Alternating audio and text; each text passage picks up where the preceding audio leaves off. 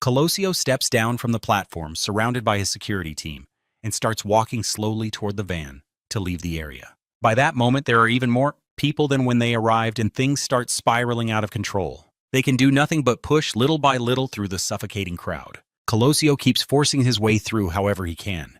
He's near the exit, but death is closer. In a split second, the barrel of a .38 caliber Taurus revolver rests against his right temple and fires. He presented himself as the politician who would change everything, who would end corruption and uplift all the Mexicos. But rumor has it that one decision ended up costing him his life, a speech in which he distanced himself from his own party and made it look bad, which apparently clashed with the interests of very powerful men. The official version says that the shooter was a lone wolf, but due to inconsistencies in the story, people ended up believing it was all a plot by the highest levels of power. In this video, we'll try to answer the question, who killed Colosio? And even more importantly, could he really have changed the country like so many of us believed? Luis Donaldo Colosio Murrieta was born on February 10, 1950 in a small Sonoran town called Magdalena de Quino. He didn't grow up with a silver spoon in his mouth, but he lived a life where he lacked for nothing. His father, Luis Colosio Fernandez, worked in mining. Later, he finished his accounting degree and joined a meat packing plant where he learned leadership, and with that he began to advance in the workers' union until becoming the secretary of the Magdalena City Council, from where he worked to improve the lives of the townspeople. During his childhood and youth, Colosio became a brilliant student, and in 1967 he started participating in a student movement protesting against military intervention in autonomous state universities, movements that instilled in him ideas about justice, freedom, and leadership. Although his father eventually asked him to leave the movement and sent him to the city of Culiacan, those convictions didn't disappear. On the contrary, they took root in his way of thinking and would shape his way of acting. For university, he entered the Tec de Monterrey to study economics. His father paid for the first semester, but for the rest of the degree, he managed to get a scholarship. Plus, he worked for the university as a prefect, earning his room and board. Later, he entered the University of Philadelphia for a master's in urban development and subsequently did an internship at the International Institute for Applied Systems Analysis in Austria. But it wasn't until 1979, the same year he returned to Mexico, that he officially began his political career, joining the Institutional Revolutionary Party, better known as the PRI. And why the PRI and not other parties?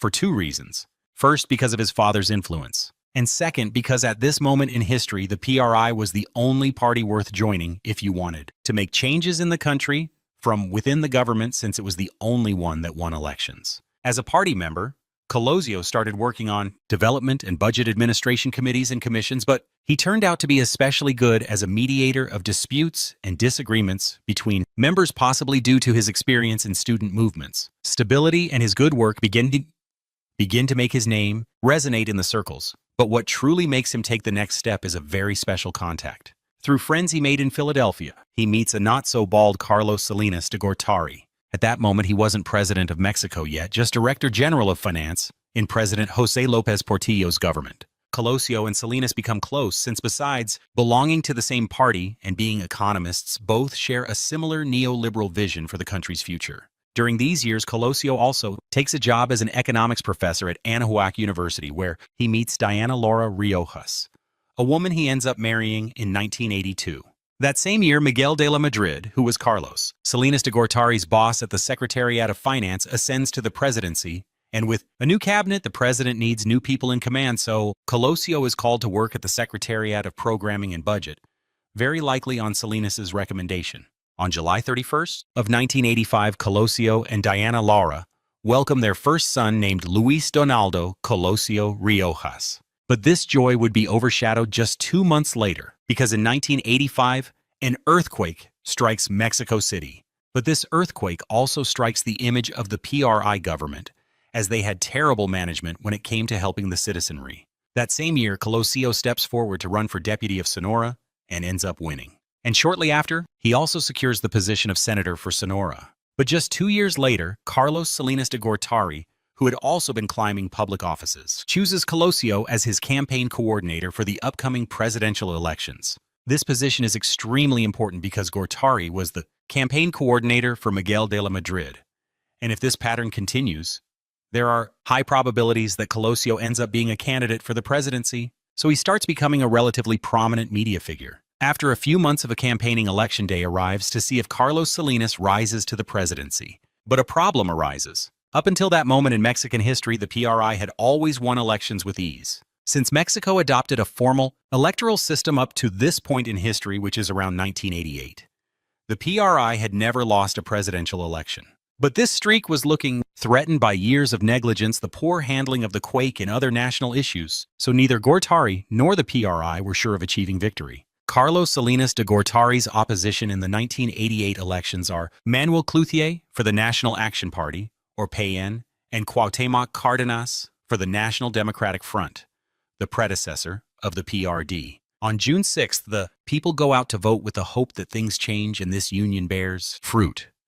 Because when the moment comes to count the votes, things look quite tight. The expectation of the people and the opposition is huge, since they feel that in these elections they have finally achieved the unthinkable. But halfway through the count, something unsettling occurs. The computing system that counts and registers the votes stops working, and consequently the results stop being reported live. But when the system comes back online, Salinas and the PRI party appear in the lead, which ends up handing him the victory for the presidency of Mexico. Before continuing with the video, I want to give a quick mention to CyberGhost, the sponsor of today's video, and a VPN that has over 20,000 excellent reviews on Trustpilot, which tells us it is one of the best VPNs out there. A VPN is essential for protecting your digital privacy. Every time you browse the internet, there are many eyes watching you, and not even incognito mode protects you completely. But this is where CyberGhost VPN comes into action. You just need to select one of their more than 100 DNB locations before browsing to encrypt and redirect all your traffic through their secure servers. This way, no one will be able to see your online activity, and you can use that same ability to change your location to unlock geographically restricted content and games on over 40 streaming platforms. You can change your virtual location to the United States and access up to 50% more content on Netflix, Amazon Prime, Disney+, and many more. It works on Windows, Mac OS, Android, and iOS, and allows you to protect up to 7 devices simultaneously. Perfect for sharing with friends and family. Plus, I secured the equivalent of an 83% discount if you download it using the link I left you in the description. And CyberGhost is so confident in being a good service that they give you a 45-day money-back guarantee with no questions asked. And if you sign up through our link in the description, you will also be helping us continue creating more content like this. Now let's get back to the video. Some think it was fraud, others just a small technical glitch that didn't alter anything. But there is nothing the other candidates can do to legally challenge the election results. At that point in history, the PRI had always held control of the presidency, all the state governorships, the chambers of deputies and senators, and even the media. That is why in the 90s, the writer Mario Vargas Llosa called Mexico the perfect dictatorship. Because although the principle of no re-election had always been respected for almost 70 years, the electoral process had practically been a symbolic ceremony to place another candidate from the same party in the seat. Re-election itself is unnecessary, since power simply passes from one to another with the favor of the presidential finger, and the system does the rest. Everything legal and everything perfectly controlled. It is a dictatorship without a dictator, but with absolute control of the political media and electoral apparatus. A machine perfectly designed to perpetuate the power of the PRI. This is important because of a speech Colosio will give later, so keep it in mind.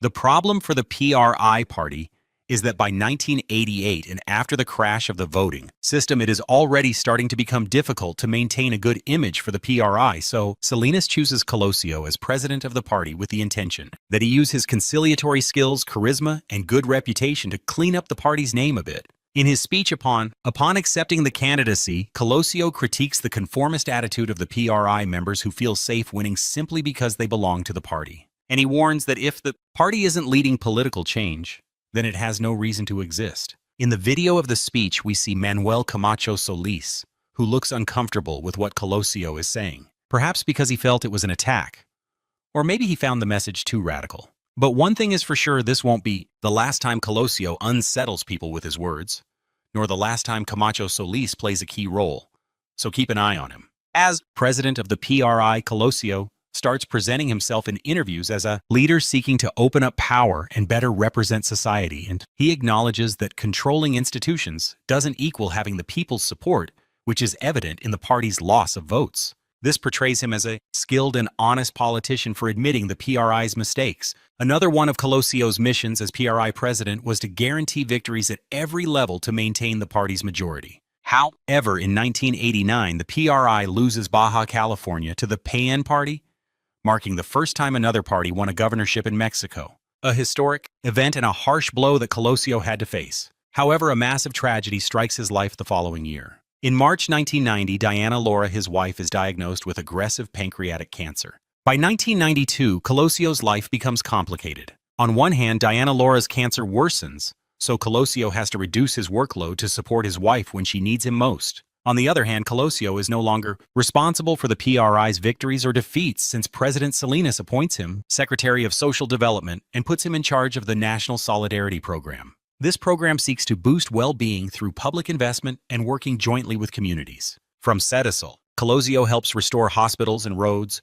brings water and electricity to marginalized areas, and builds or repairs schools across the country. All these efforts bring him closer to the most vulnerable people, particularly in Chiapas, which has a historic problem with land distribution and social inequality caused by discrimination and abuses against indigenous communities. Furthermore, being in the president's cabinet brings him even closer to the highest office in the government, the presidency.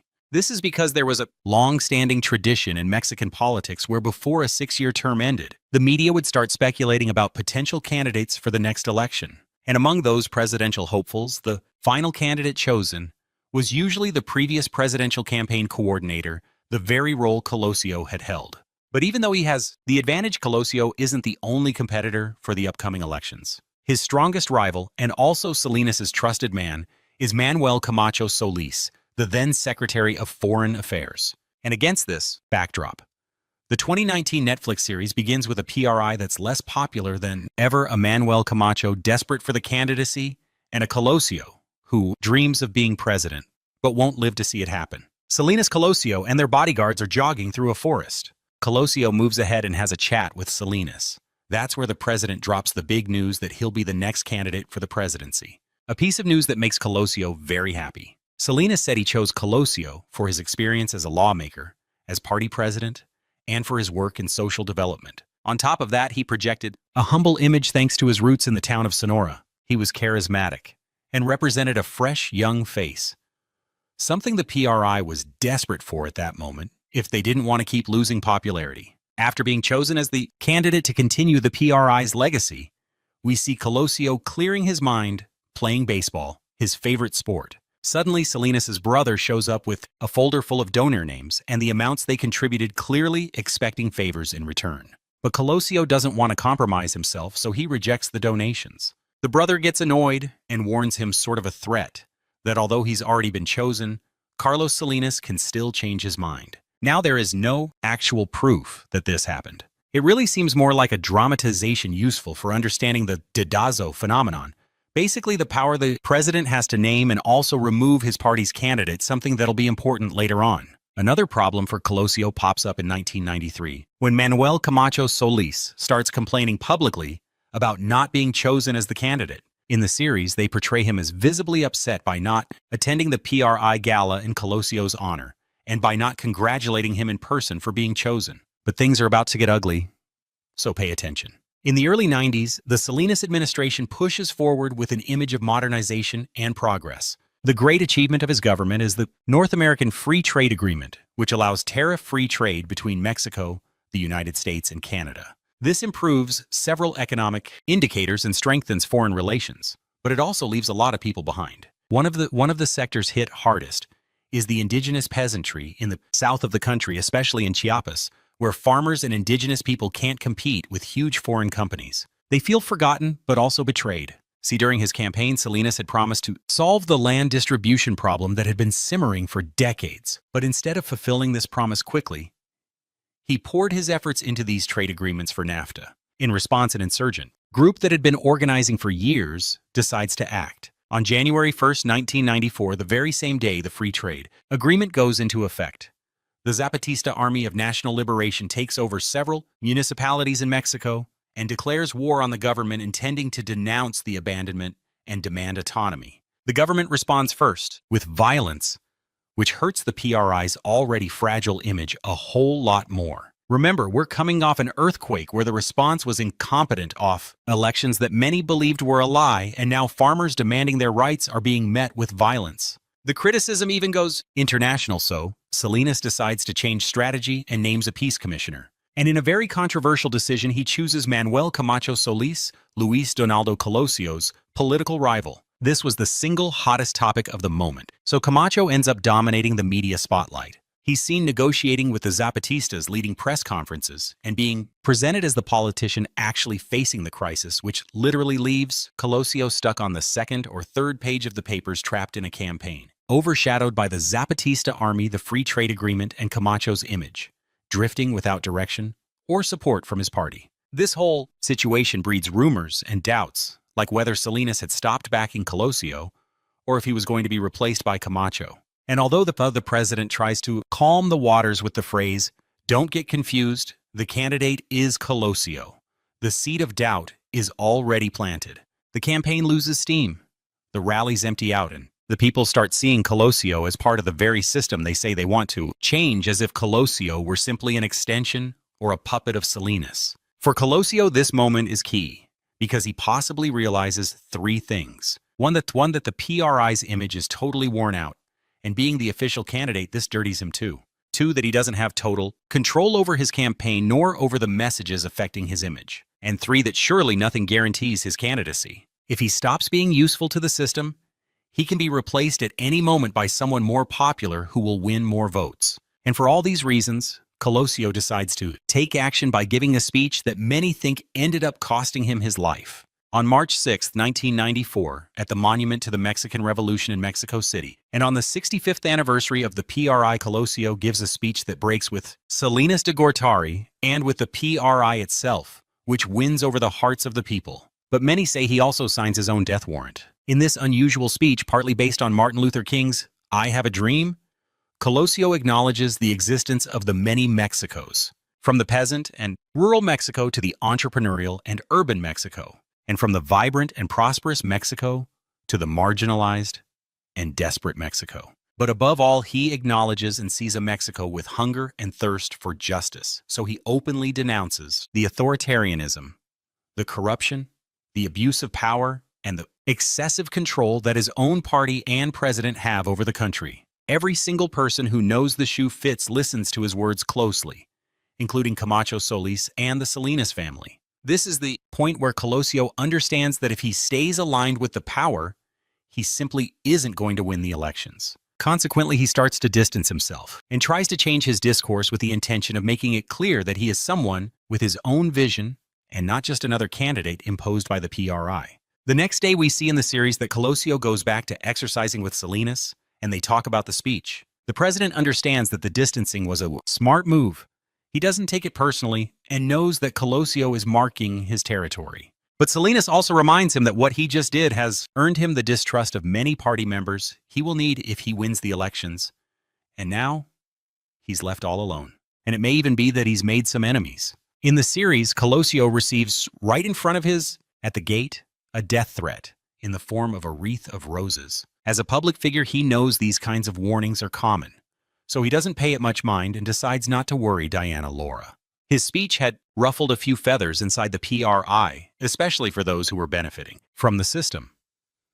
But Colosio knew those people wouldn't vote for another party anyway, so he pushed ahead with his message.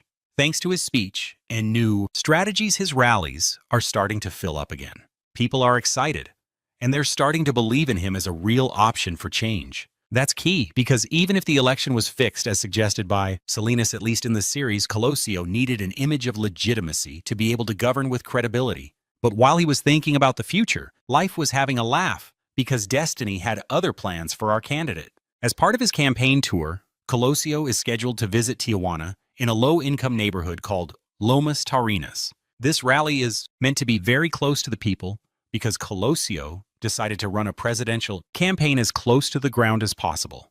The intention is to show that Colosio trusts the people, and the people trust him. Besides Lomas, Taurinas has a huge number of PRI voters who support the party and its candidates, which makes Colosio feel confident enough to keep security to a minimum. The head of security for Colosio is Colonel Domiro Garcia from the Presidential General Staff, or EMP, who is the one who gives the order to significantly cut back the security measures for the rally. He basically just hires a couple of civilian security groups affiliated with the PRI called Tucson and Omega, made up mostly of former PRI police officers. Colosio travels from La Paz to the Tijuana airport, and 42 minutes later, he arrives at Lomas Taurinas. Upon arrival, both he and his team realize the event planning is a total security disaster. They have to climb a steep hill with thousands of people surrounding them just to get to the speech location, but Colosio doesn't care. In his final speech, Colosio talks about leading a government that is sensitive and responsive to the needs of communities and neighborhoods like this one, promoting economies focused on them. Colosio steps down from the platform and, surrounded by his security team, starts walking slowly toward the SUV to leave. By that point, there are even more people than when they arrived, and things start spiraling out of control. All they can do is push inch by inch through the suffocating crowd. Colosio keeps forcing his way through as best he can. He's close to the exit, but death is closer. Suddenly, the barrel of a .38 caliber Taurus revolver is pressed against his right temple and fires.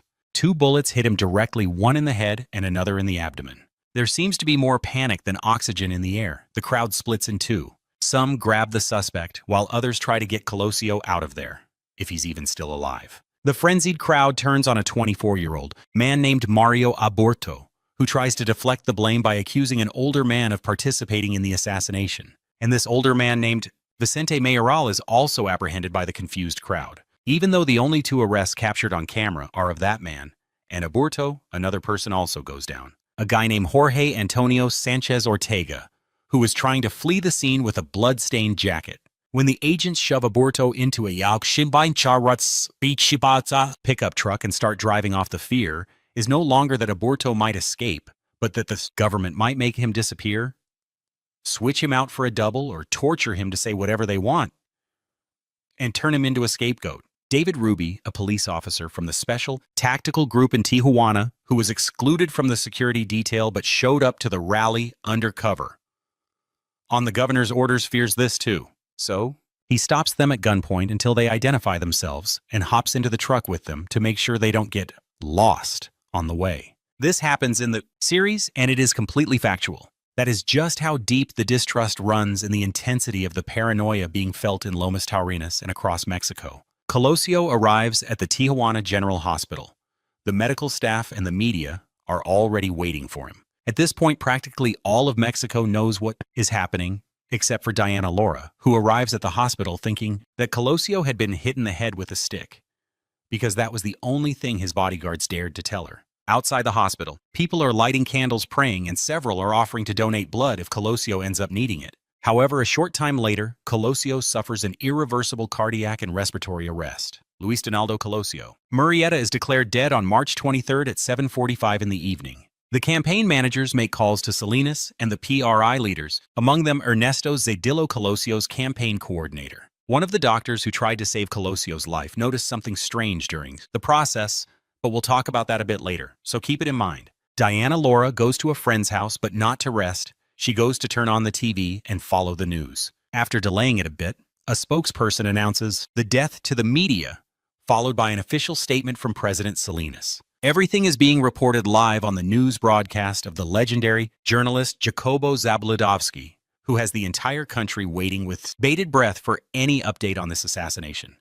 Any piece of information that makes it all make sense. However, to this day, Mexico is still waiting. One day after the assassination, and without even having assigned a special prosecutor to lead the investigation, the Attorney General comes out publicly to say that Aburto acted alone. These statements were a grave error because they plant the idea that everything was planned and choreographed from the very first moment, but not by an isolated group, but by the government itself. Colosio's funeral proceedings are completely public, and when Salinas de Gortari and Manuel Camacho Solis arrive at the funeral, the citizens present chase them out with screams, which makes clear the distrust that existed from the people themselves toward the men in power. Diana Laura buries her husband in Magdalena de Quino 2 days after his death, warning in her speech that Colosio's ideas are still alive and are immune to bullets, while also maintaining that her husband's assassination was planned by the government. The PRI, for its part, wastes no time choosing a substitute candidate since the election date isn't going to move.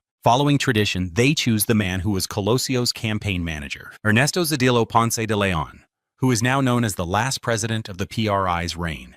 The Attorney General's statements cannot be taken as absolute legal truth. So the official investigation begins a few days later with the creation of a special commission, led by jurist Miguel Montes Garcia as the special prosecutor for the case. Meanwhile, Aburto is sent to the Almoloya maximum security prison along with Vicente Mayoral, the older man they apprehended, and his son Rodolfo. Initially prosecutor, Montes rules out the lone gunman theory, suggesting that there was a concerted effort to eliminate Colosio, but he doesn't suggest that there was a second shooter, but rather that people from Colosio's inner circle, including Colonel Demiro, had helped Aburto get there, so they order preventive arrests against his security team. However, shortly after a personal notebook of Aburto's comes to light, that changes everything. This manuscript is dubbed the Book of Acts, and it consists of the personal notebook where Aburto captured his thoughts, drawings, and intentions to eliminate Colosio. But there is something even stranger about Aburto, and that is that during the interrogations,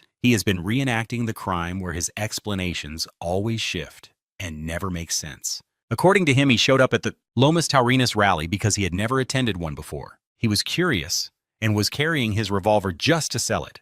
In other interrogations, Aburto denies everything. At times he says he was there, but only fired once, that it was an accident caused by a stumble after pulling out the gun that was uncomfortable in his pants, or that he only wanted to wound him in the foot to punish him for treating the people at the rally poorly and thus transmit his pacifist philosophy. Because of statements like these, experts classify him as a compulsive liar and a megalomaniac. This causes Montes to backtrack on his conclusion to conclude that it was indeed a case of a lone gunman, and he subsequently releases the rest of the accused. Mario Aburto Martinez is handed a sentence of 45 years in prison for the qualified homicide of Luis Donaldo Colosio Murrieta and carrying a firearm without a license. There are multiple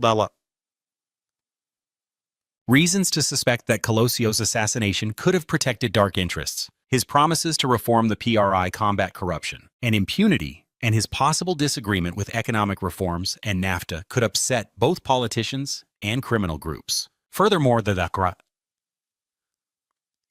investigation left gaps that fuel public distrust toward the official version. So we'll talk about some of the points that give the public reason to doubt the veracity of the official account. The first theory is that of the three Aburtos. From the start, a rumor circulated that the Mario Aburto, seen in Lomas Taurinas, the one photographed at the prosecutor's office, and the one who arrived at the maximum security prison were three different people.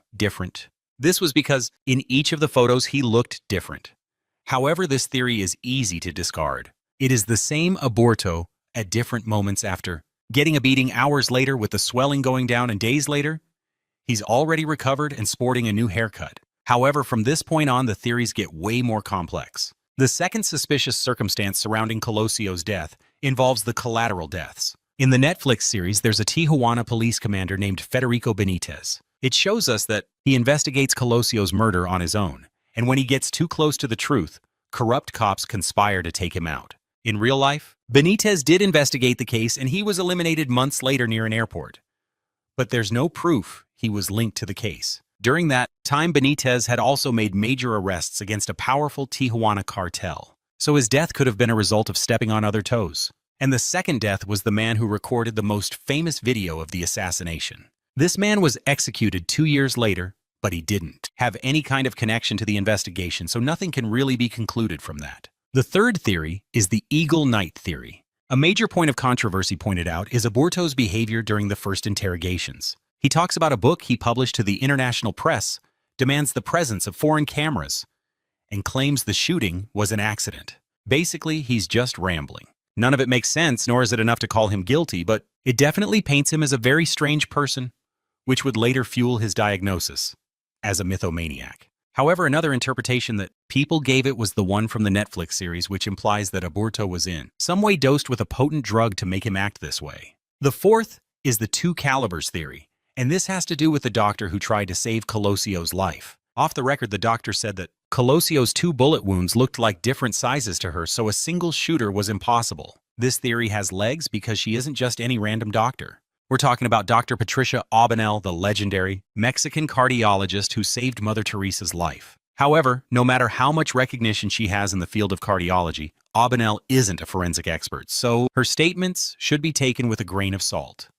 And it's most likely that she realized that too, which is why she never repeated them officially. The fifth theory is that of Jorge Antonio Sanchez Ortega. Deep within the multiple shooter theories, there's talk of the man in the blood-stained jacket, Jorge Antonio Sanchez Ortega. It's believed this man is the second shooter for two reasons, aside from the bloody jacket. First, he tested positive in the sodium rhodizonate test, which is used to detect the presence of traces of gunpowder or heavy metals, like the ones a gun would leave on your hands after being fired. And second, despite this man was released from the Tijuana prosecutor's office hours later, allegedly without even being interrogated. However, there's an explanation for these two things. First, rhodizonate tests can give false positives for smokers who use certain types of lighters, and it just so happens that Sanchez Ortega was a smoker.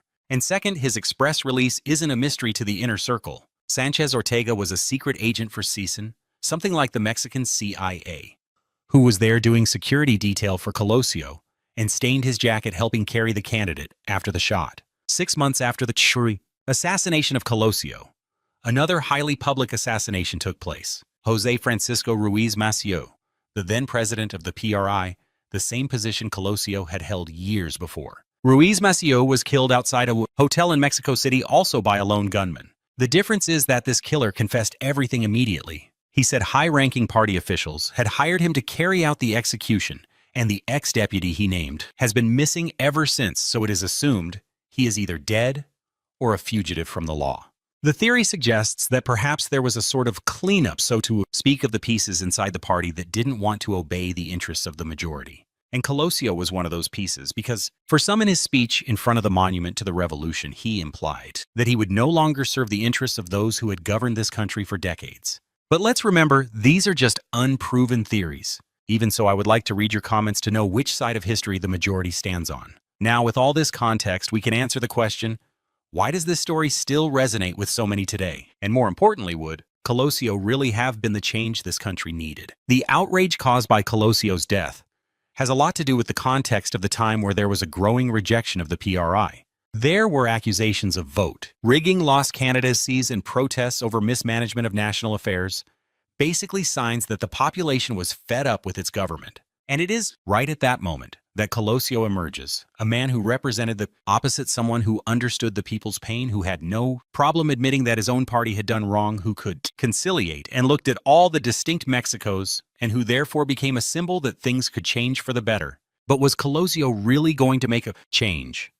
Well, it is very hard to determine what would have happened, but it is most likely that even if there had been some improvements for a certain part of the population, chances are that in the grand scheme of things, the country's reality would not have changed as much as was projected. We saw it a short time later with Vicente Fox. In the year 2000, Mexico dressed in white to go vote with the hope that after 70 years, a new politician from a new party would change years of injustice. And although there were indeed improvements like political alternation and macroeconomic stability for many people, the result did not live up to the enormous hope it represented. Over time, corruption scandals even emerged that, true or not, ended up staining the image of change people were waiting for. But with Colosio, something different happened. By dying as that symbol, what he represented at that moment became absolute. Only experience could have changed the meaning of his figure, but that experience never came. And so with some time, he stopped being Colosio to become a kind of messianic mythological figure. And that to me seems like a symptom of the reality we live in.